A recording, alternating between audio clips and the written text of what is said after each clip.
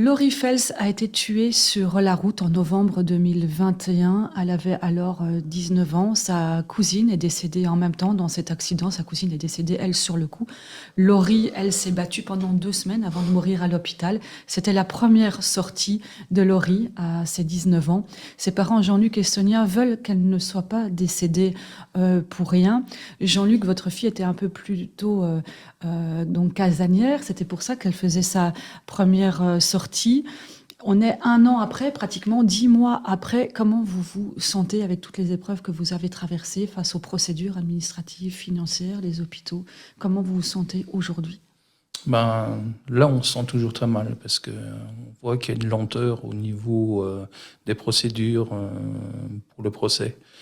Donc, C'est-à-dire que vous n'avez plus de nouvelles depuis longtemps? là, oui, il y a un complément d'enquête qui avait été demandé au mois de mars et là, on est au mois d'octobre et il n'y a toujours rien qui est fait. Donc, pour nous, plus on retarde le moment du procès, et plus, je ne vais pas dire plus ça va être dur, mais on aimerait bien passer un cap. On aimerait bien passer ce cap-là. Parce que vous redoutez, Sonia, de voir, parce que lors de ce procès, vous allez voir la personne qui a tué votre fille C'est ça. et sa cousine, et ça vous le redoutez vraiment. Oui, très. Et donc, cette lenteur administrative ne vous permet pas de faire, de passer autre chose, de faire votre deuil, de maintenir sereine, c'est un peu ça? Oui, voilà, il y a des étapes dans un deuil et le procès fait partie d'une étape importante.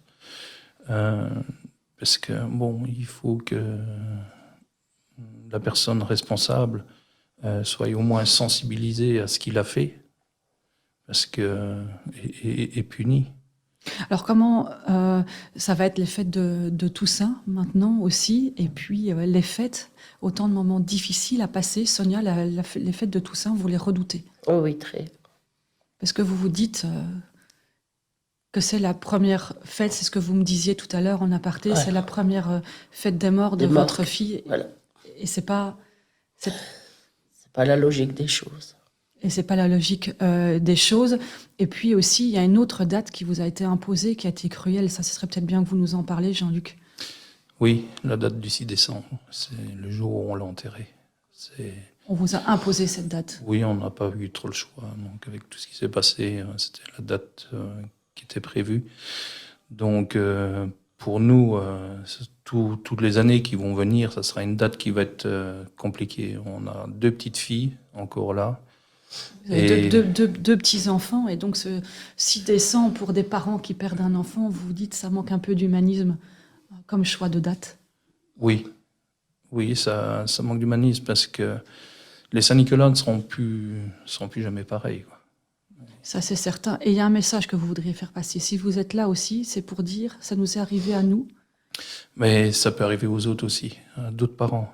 Donc ça peut être aussi votre enfant qui meurt. Donc maintenant, quand vous sortez, quand vous allez faire la fête, il faut se conscientiser un petit peu, se dire il faut un bob.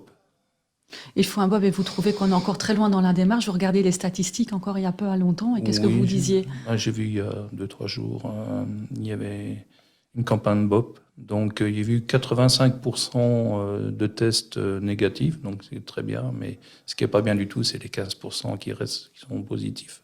Et ça, c'est encore beaucoup, beaucoup trop en 2022. Donc oui, c'est beaucoup de trop parce que, bon, notre fille est décédée, ça peut être votre enfant, ça peut être... et même la personne qui conduit, même si elle est seule, hein, il suffit qu'elle aille dans un arbre et puis elle est décédée aussi. Donc c'est vraiment le message. Vous avez envie, en tous les cas, que votre fille ne meure pas pour rien, et lancer un appel. On rentre dans une période chargée au niveau festif et alcool. Vous voulez passer le message, s'il vous plaît, prenez un taxi. Ça coûte pas si cher si on le répartit entre plusieurs occupants, et ça vaut quand même mieux que de tuer quelqu'un.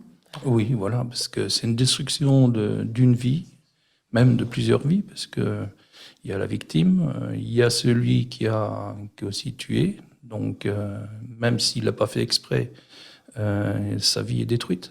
Parce qu'il y a quand même 3 morts dans cet accident, donc Oui, c'est si. grave. Voilà, il y a 3 morts, mais bon, il n'y a pas que les parents, il y a tout le restant de la famille, il y a les grands-parents, les frères, les sœurs, les tantes, on est tous, tout le monde est impacté dans tout ça. En tous les cas, Sonia et Jean-Luc, c'était très courageux de votre part de témoigner dans notre studio. Je vous remercie beaucoup, beaucoup pour votre témoignage. Merci. Merci à Merci. vous.